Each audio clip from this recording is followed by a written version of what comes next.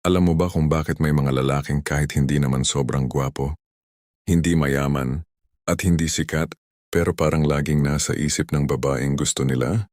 Habang ikaw naman kahit anong gawin mo, kahit anong bigay mo, parang hindi ka pansinin o kaya naman basta na lang nawala ang interes niya sa'yo? Mayroong isang sikreto na alam ng mga lalaking ito, hindi ito tungkol sa itsura, hindi ito tungkol sa pera, at hindi rin ito tungkol sa mga linya o pick-up lines na nakuha sa internet. Ito ay tungkol sa emosyon na binibigay mo sa kanya. Isang emosyon na napakalakas, na kapag naramdaman niya ito mula sa'yo, ikaw ang magiging buhay ng kanyang isipan. Ikaw ang unang tao na papasok sa kanyang utak pagkagising niya sa umaga. Ikaw ang kanyang hahanapin bago siya matulog sa gabi.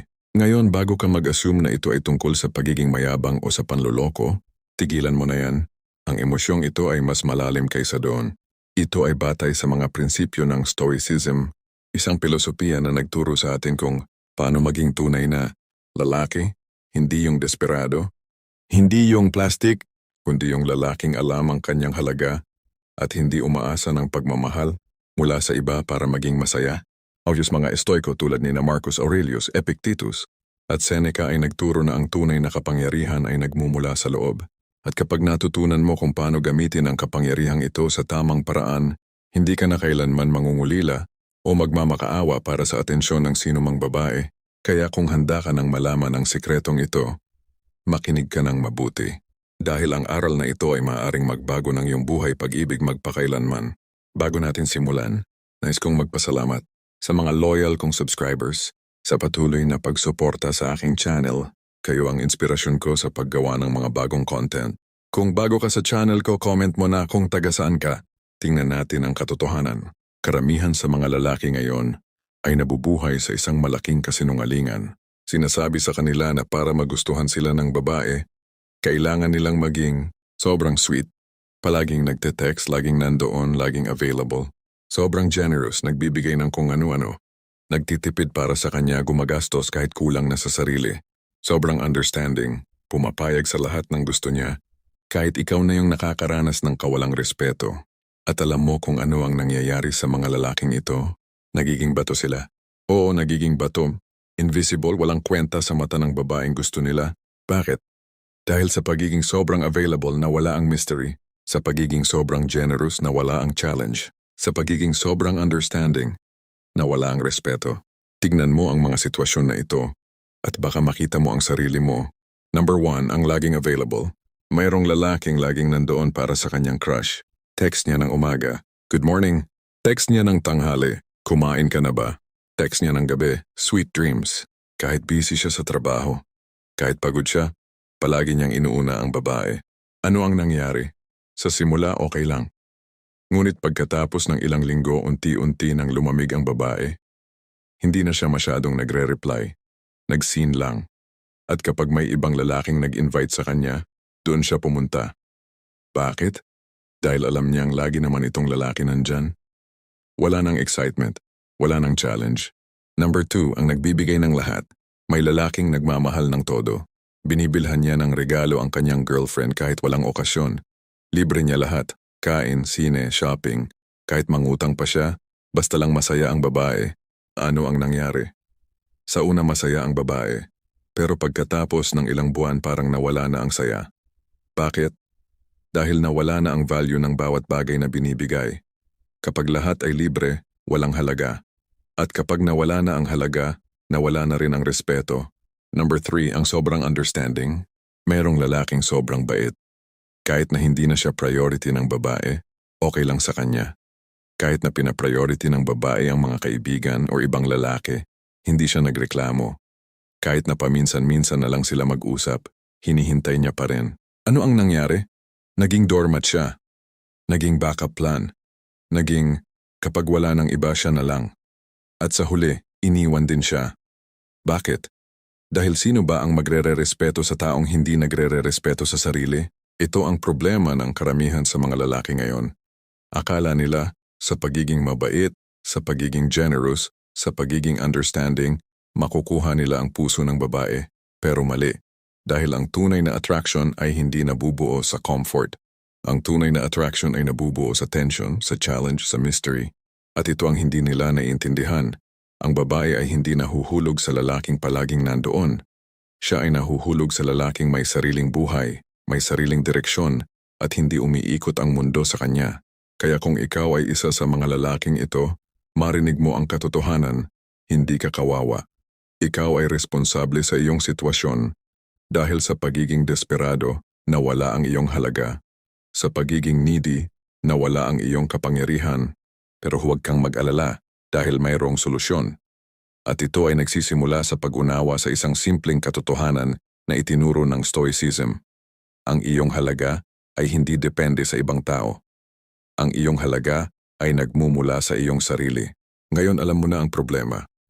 Pero hayaan mong ipakita sa iyo kung gaano kalala ang epekto nito sa iyong buhay. Dahil hindi lang ito tungkol sa isang babae na nawala ng interes sa iyo. Ito ay tungkol sa kung paano mo sinisira ang iyong sariling dignidad, ang iyong sariling respeto, at ang iyong kinabukasan. Ang unang epekto, nawawala ang iyong identidad. Kapag ang buhay mo ay umiikot sa isang babae, ano ang nangyayari? Unti-unti mong nakakalimutan kung sino ka. Ang mga pangarap mo, ang mga layunin mo, ang mga bagay na nagpapasaya sa'yo, lahat yan, nakakalimutan mo na. Bakit? Dahil ang lahat ng oras mo, lahat ng enerhiya mo ay napupunta sa kanya. Tignan mo ang sarili mo. Ilang oras ka ba sa isang araw na nag-iisip tungkol sa kanya? Ilang beses ka ba nag-check ng phone mo, umaasa na may message siya? Ilang beses mo ba kinansela ang mga plano mo dahil sabi niya ay libre siya at gusto niya kayong magkita? At sa prosesong ito, ano ang nangyayari sa'yo? Nagiging zombie ka? Nagiging taong walang sariling buhay? Nagiging taong umiiral lang para sa iba? Sinabi ni Epictetus, kapag ibinigay mo ang iyong kalayaan sa ibang tao, ikaw ay naging alipin. At ito ang eksakto kung ano ka ngayon. Alipin ng iyong emosyon. Alipin ng iyong takot na mawala siya. Alipin ng iyong pag-asa na balang araw ay mamahalin ka niya. Ang pangalawang epekto, nawawala ang respeto niya sa iyo. Alam mo ba kung bakit nawalan ng interes sa iyo ang babae? Hindi dahil may mas gwapo, hindi dahil may mas mayaman, kundi dahil nawala na ang respeto niya sa iyo. At paano nawala ang respeto? Simple lang. Sa pagiging sobrang available, ipinakita mo sa kanya na wala kang ibang magagawa sa buhay, kundi ang maghintay sa kanya. Sa pagiging sobrang generous, ipinakita mo sa kanya na desperado kang panatilihin siya. Sa pagiging sobrang understanding, ipinakita mo sa kanya na tanggap mo kahit tratuhin kanyang parang wala. At kapag nawala na ang respeto, imposible nang bumalik ang attraction. Dahil walang babaeng gustong makasama ang lalaking tinitingnan niya pababa. Walang babaeng gustong makasama ang lalaking alam niyang mas kailangan siya kaysa kailangan niya ito. Sinabi ni Marcus Aurelius, ang mga tao ay nagbibigay ng respeto sa mga taong nagre-respeto sa sarili. Kaya tanungin mo ang sarili mo, nagre-respeto ka ba sa sarili mo? O pinabayaan mo nang sirain ng iba ang iyong dignidad? Ang pangatlong epekto, nagiging pattern ito sa iyong buhay. Ang pinakamalungkot dito ay hindi lang ito nangyayari sa isang babae. Ito ay nagiging pattern.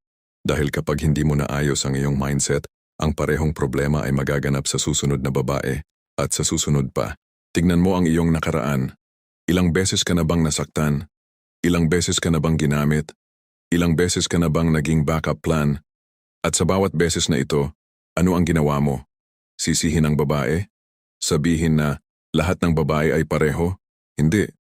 Ang problema ay hindi sa kanila. Ang problema ay sa iyo.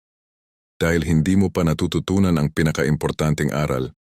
Ang taong hindi marunong pahalagahan ang sarili ay hindi rin papahalagahan ng iba. Kaya kung gusto mong magbago ang iyong buhay pag-ibig, kailangan mong magbago muna. Hindi ang babae, ikaw. Ang pangapat na epekto, nawawala ang iyong kapangyarihan sa bawat araw na ginugugol mo sa pag-iisip kung ano ang dapat mong gawin para magustuhan kanya. Sa bawat araw na umaasa ka na sagutin kanya. Sa bawat araw na iniisip mo kung bakit hindi kanya priority, nawawala ang iyong kapangyarihan. Dahil ang tunay na kapangyarihan ay hindi nagmumula sa pagkontrol sa iba.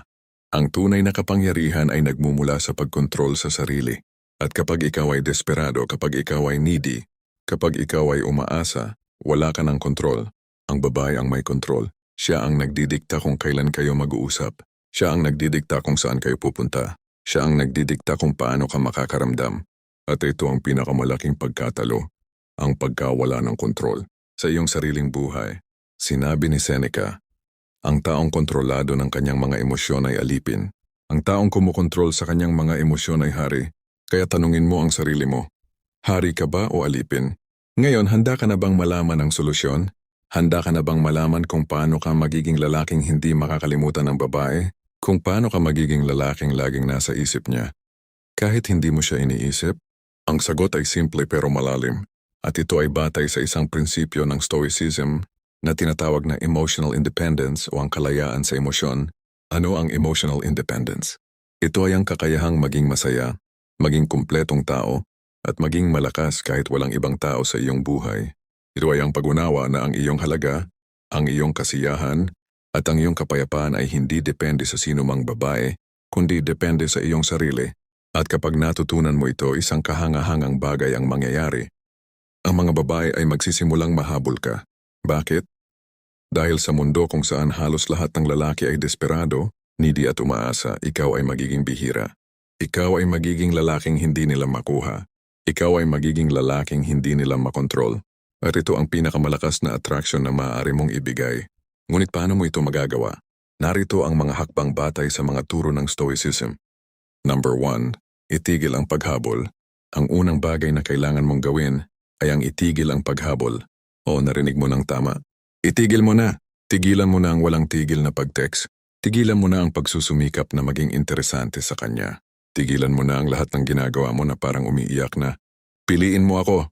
Piliin mo ako. Bakit? Dahil ang paghabol ay nagpapakita ng kakulangan. Kapag ikaw ay humahabol, ang mensahe mo ay, hindi ako sapat, kaya kailangan kitang makuha para maging sapat ako. Pero kapag tumigil ka, ang mensahe mo ay, ako ay kumpletong tao. Mayroon akong sariling buhay. At ikaw ay welcome na maging parte nito, pero hindi ko kailangan na ikaw ay maging parte nito. At alam mo kung ano ang nangyayari kapag ginawa mo ito? Nagtataka siya. Bakit biglang tumigil? May iba na ba? Teka, miss ko yata siya. Sinabi ni Marcus Aurelius mo kung ayaw kanila, hayaan mo. Ang taong tunay na karapat dapat ay hindi humahabol. Siya ay pinipili, kaya tigilan mo na ang paghabol. At sa halip magsimula kang tumakbo. Tumakbo patungo sa iyong mga pangarap, sa iyong mga layunin, sa iyong sariling buhay. Number 2, maging unpredictable. Isa sa mga dahilan kung bakit nawawalan ng interes ang babae ay dahil predictable ka. Alam na niya kung ano ang gagawin mo. Alam na niya na kahit anong gawin niya, nandyan ka pa rin. Alam na niya na kahit pagsabihan ka niya ng masama, tatanggapin mo pa rin. Kaya ano ang kailangan mong gawin? Maging unpredictable. Maging tao na hindi niya mababasa. Maging tao na may sariling desisyon at hindi sumusunod lang sa gusto niya. Halimbawa, kapag dati ay palagi kang nagte-text, ngayon, minsan lang. At minsan, kahit mag-text siya, huwag kang sumagot agad. Bakit? Hindi dahil naglalaro ka, kundi dahil busy ka talaga sa ibang bagay. Sa trabaho, sa gym, sa sarili mong proyekto.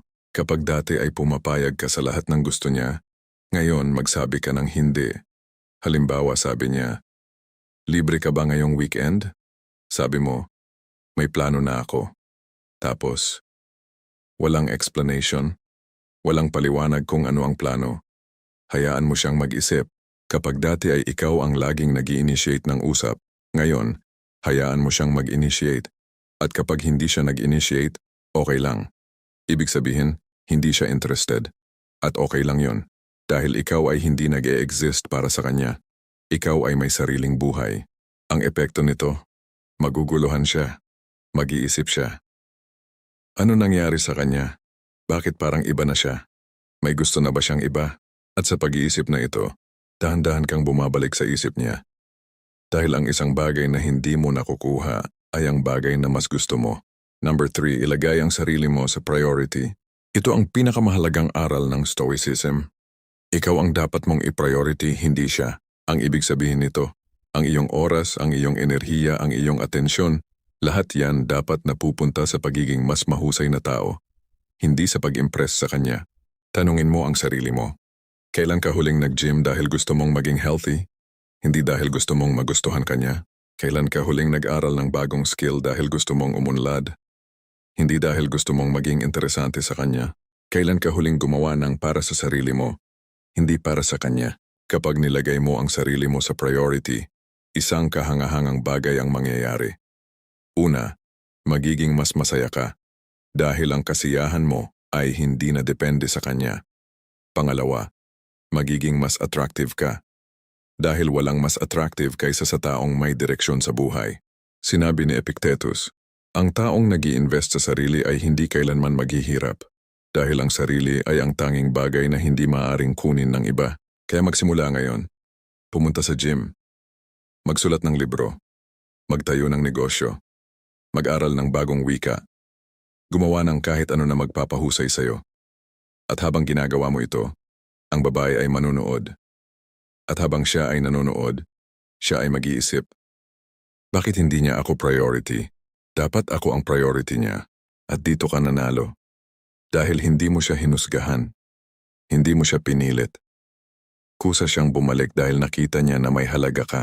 At ang taong may halaga ay hindi kailanman nagbe-begging. Number 4, kontrolin ang iyong reaksyon. Isa sa mga pinakamahalagang turo ng Stoicism ay ito. Hindi mo makokontrol ang nangyayari sa'yo. Pero kontrolado mo kung paano ka mag-react. Kaya kahit anong gawin ng babae, kahit hindi kanya replyan, kahit pagsabihan kanya ng masama, kahit makita mo siyang kasama ang ibang lalaki, kalmado ka. Bakit? Dahil ang reaksyon mo ay nagpapakita kung gaano ka ka-mature, kung gaano ka ka-secure sa sarili mo. Halimbawa, kapag hindi kanya ni-reply, huwag kang mag-double text, huwag kang magalit, huwag kang magtampo. Kalmado ka lang. Dahil alam mo na kung hindi kanya priority, hindi mo rin siya priority. Kapag nakita mo siyang kasama ang ibang lalaki, huwag kang mag-react. Huwag kang magpakita ng selos. Huwag kang magpakita ng sakit. Kalmado ka lang. Dahil alam mo na ang taong para sa'yo ay hindi ka sasaktan. At kung sasaktan ka niya, ibig sabihin, hindi siya para sa'yo. Ang epekto nito, maguguluhan siya. Bakit walang reaksyon? Bakit parang wala lang sa kanya? Hindi ba siya affected? At sa pag-iisip na ito, siya ang magiging affected. Siya ang mag-iisip tungkol sa'yo, siya ang mangangamba na baka mawala ka na. Sinabi ni Marcus Aurelius, ikaw ay may kapangyarihan sa iyong sariling isip. Kapag napagtanto mo ito, makikita mo ang iyong lakas. Number 5, maging lalaking may standards. Ang karamihan sa mga lalaki ay walang standards. Tanggap nila kahit sino. Tanggap nila kahit anong tratong ibigay sa kanila. Basta may babae, okay na. Pero ito ang katotohanan. Ang taong walang standards ay walang halaga. Kaya magtakda ng standards. Ano ang tinatanggap mo? Ano ang hindi mo tinatanggap? Halimbawa, hindi mo tatanggapin ang babaeng ng lalaki. Kapag nalaman mong may iba, goodbye agad. Walang second chance. Hindi mo tatanggapin ang babaeng walang respeto sa'yo. Kapag minsan kanyang pinahiya sa harap ng iba, tapos na. Hindi mo tatanggapin ang babaeng ginagawa kang backup plan. Kapag priority mo siya pero hindi kanya priority, goodbye. At alam mo kung ano ang mangyayari kapag may standards ka, rerespetuhan ka. Dahil nakikita ng babae na hindi ka basta-basta. Nakikita niya na may halaga ka. At ang taong may halaga ay hindi kailanman madaling makuha. Number 6, lumikha ng sariling kasiyahan. Ang huling hakbang ay ito. Matutong maging masaya mag-isa. Ito ang pinakamahirap pero pinaka-powerful. Dahil kapag natutunan mo ng maging masaya kahit wala siya, wala na siyang kapangyarihan sa'yo. Wala na siyang hawak sa'yo. At ito ang tunay na kalayaan. Paano mo ito magagagawa? Maglaan ng oras para sa sarili. Bawat linggo mayroon kang isang araw na para lang sa'yo. Gawin mo ang mga bagay na nagpapasaya sa'yo. Manood ng sine, maglakad sa bundok, magbasa ng libro, kahit ano. Mag-enjoy sa proseso, hindi sa resulta. Huwag kang mag-gym para magustuhan ka niya. Mag-gym dahil gusto mong maging healthy. Huwag kang mag-aral para maging impressive sa kanya. Mag-aral dahil gusto mong lumago. Magtayo ng mga relasyon sa ibang tao. Huwag kang maging taong ang mundo ay umiikot lang sa isang babae. Mag-bonding ka sa mga kaibigan. Makipag-close ka sa pamilya. Lumikha ng maraming koneksyon. At habang ginagawa mo ito, habang binubuo mo ang iyong sariling kasiyahan, isang kahangahangang bagay ang mangyayari.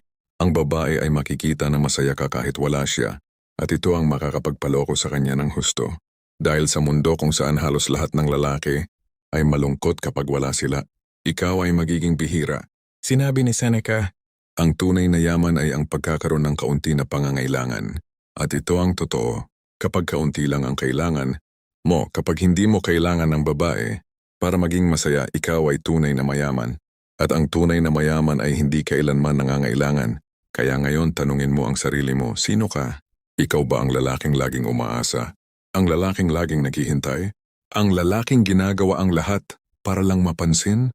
O ikaw ba ang lalaking may sariling direksyon? Ang lalaking alam ang kanyang halaga? Ang lalaking hindi umiikot ang mundo sa sinumang babae? Dahil tandaan mo ito, ang babae ay hindi nahuhulog sa lalaking desperado. Siya ay nahuhulog sa lalaking may sariling buhay.